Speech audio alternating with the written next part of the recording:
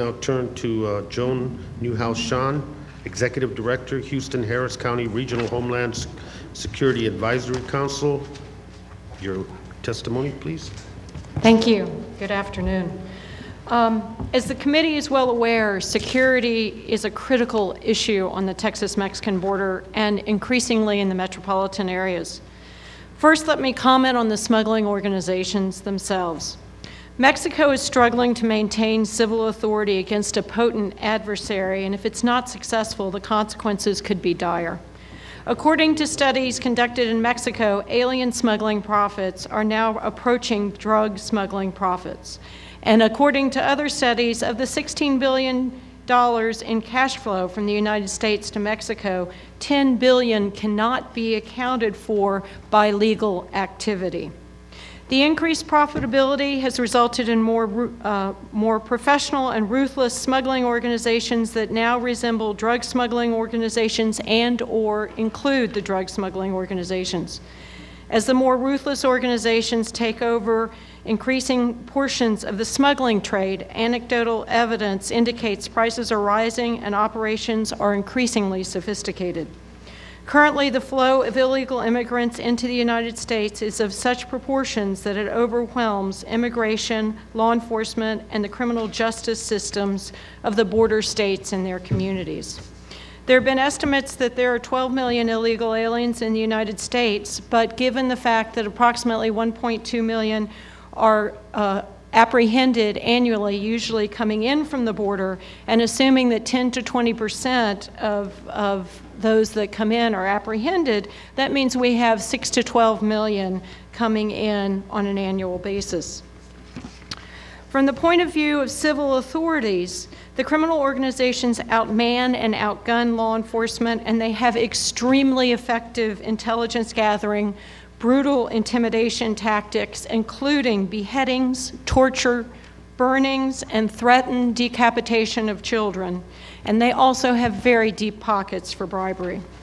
Allow me the opportunity to describe for you the cycle of violence as experienced in other countries and appears to be experienced by the beginning stages in Mexico. As civil authorities struggle to maintain control and are approaching the tipping point of control, law enforcement officials, elected officials, and judges are assassinated. Police stations are attacked, organized crime influences and then controls elected officials, and the press is silenced.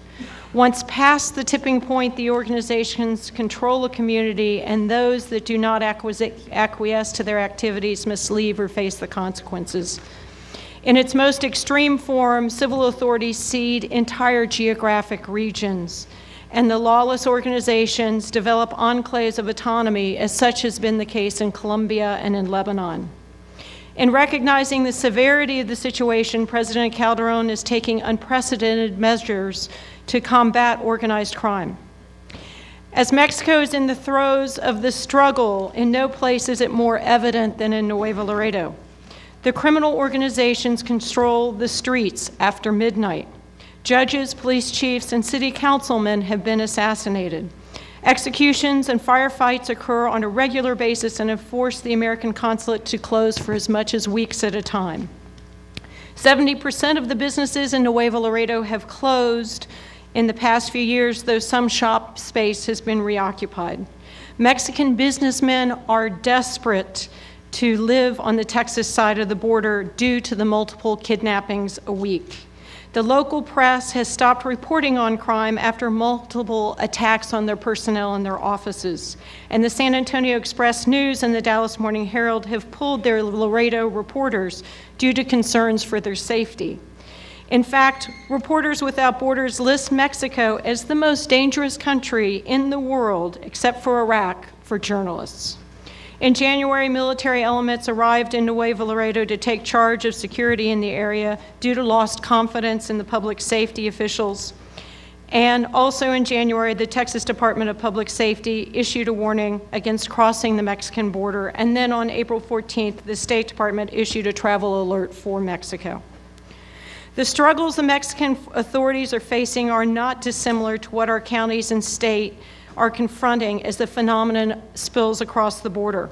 The menace of organized crimes, violence, and corruption must vigilantly be guarded against at all levels of civil authority, as evidenced by the multiple arrests in Texas in the last year or two.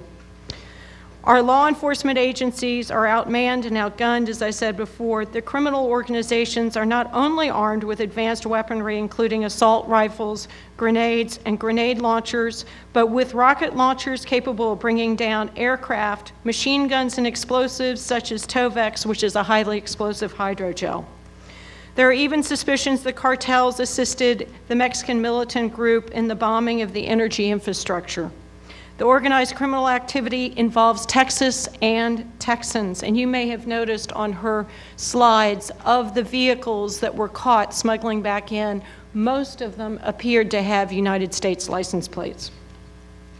Arrests in Mexico regularly involve U.S. persons and U.S. vehicles, and students are being approached as they cross from Juarez into El Paso. The result of this has been very difficult for the ranch owners.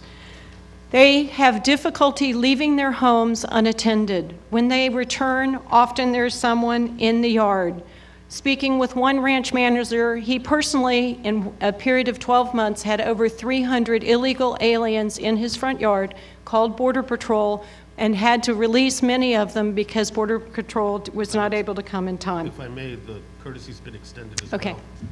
You need to wrap up. Okay. Well, the other issues have to do with the loss of Your whole testimony livestock. will be part of the record.